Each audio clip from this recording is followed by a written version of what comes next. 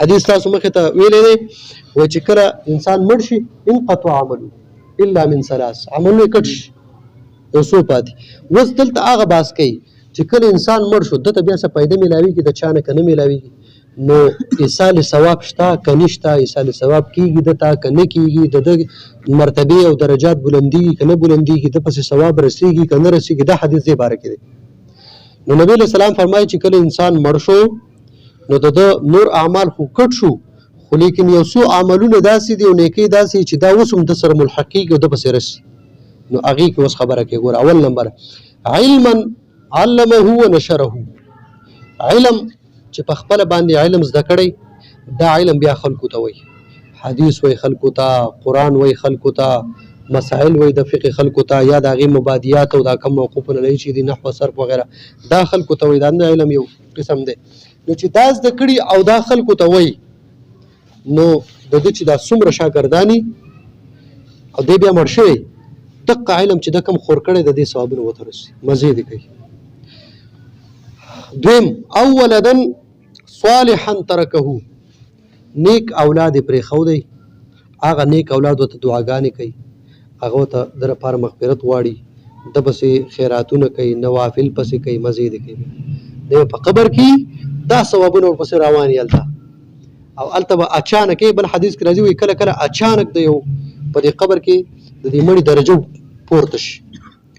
نو هغه تپوس کوي خدای پاکه دا ولې؟ نو بس وایي یو بندر پسې دعا کړې، څوک دې پرېښودی راپسې دعاګانې کړي دي، استغفار کړی دی، خیراتونه کړي، مرتبه یې خدای پاک هلته اوچته کړي. نو د ژوندو عمل مړي ته فایده ورکوي. ښه دې حدیث ته وګورئ.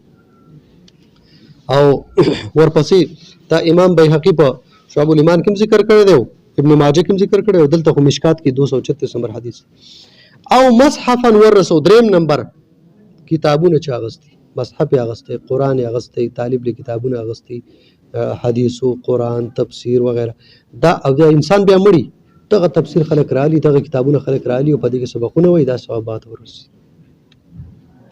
درې شو. څلورم او مسجدن بناو، جومات یې جوړ کړی، نو بس دی بیا مړ شي، خو د مرګ نه وروسته به هم دته څه کېږي، جومات ته به خلک راځي، هلته به منځونه کوي، تلاوتونه به کوي، قراتونه به کوي او ثواب به دته وررسي. څو شو؟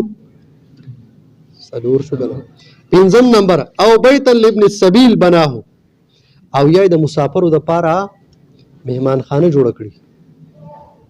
مسافر په دې لاره ځي راځي راځي لکه روټۍ خوري یو ځای داسې جوړ کړي، یا اوسېږي یا اوسېدو دپاره یې روټۍ دا ډو نه اوسېدو دپاره چېرې په دې لاره مسافر خلک ځي راځي، دا یو بیټک دی، دا یو ځای دی، دا مې جوړ کړی دی، راځي خپل آرام دې کوي بیا دې ځي، نو داسې جوړ کړی.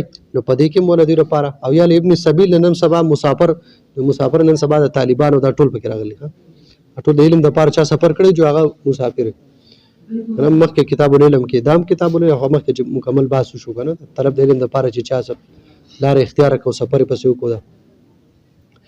شپږم نمبر او نهرا اجراه، چا دپاره یې نهر جاري کړی، یو ولی راوستی، یو کوهی چا دپاره وقف کړی، پوه شئ، او داسې د اوبو لکه چینه مینه دا یې دغه کړي. نو دا اوبه چې څومره دی وفات هم شي، دا اوبه چې څوک هم استعمالوي دا ټول ثواب به دته د مرګ نه وروسته میلاویږي. څومره مزې دي. دې ته وایي صدقه جاریه. ګورئ ښه دا ډېر خلک په دې صدقو پسې ګورئ چې دقې ته خوشحالېږي چې یاره مونږ پلان خلک وایي چې مې حلاله کړې وه په خپل دغه پسې مړي پسې، نو خو صدقه شوه ټیک ده، خو صدقه جاریه خو نه ده که نه. او دا صدقه جاریه ده، دا صدقه ده پای کې به ستا نوم وشي او په دې کې د مړي پیدا ده. نو که ته په مړي پسې کې خو صدقه جاریه وکړه، او که ته خپل نوم دپاره کوې جو بیا یاره خپل پلا پسې حلاله کړې وه، میخ حلاله کړې وه، په دومره لاکه روپۍ اخیستې وې. بعضې خلک داسې کوي که نه، نو دا خیراتونه هم د نوم دپاره کوي. که ته خیرات کې او ستا مطلب دا چې یاره مړي ته پیدا ورسي، زما د رشته دار ته، پلار ته، نیکه ته، تره ته پیدا ورسي، نو بیا صدقه جاریه وکړه.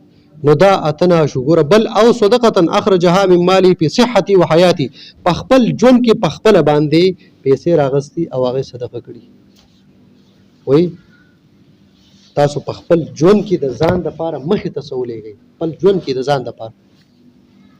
وایي که نه؟ وایي دا غنیمت وګڼئ. هغه 5 حدیث 5 خبرې چې دې تنم خمسه چې دا 5 سیزونه غنیمت وګڼه. نو پای کې یو دا دی چې خپله مالداري د فقیرۍ نه او د مرګ نه، خپل ژوند د مرګ نه وروسته مخکې دا څه وګڼه، غنیمت وګڼه. په ژوند کې د ځان دپاره دې څه وکړه چې پس د مرګ دې په کار راشي. په ژوند کې صدقه کړي نو پس د مرګ ورته د هغې دغه میلاویږي تلحقو من بعد موته دا ټول څیزونه ثوابونه به درته وروسته د مرګ نه رب سره پیوست کېږي او مزې به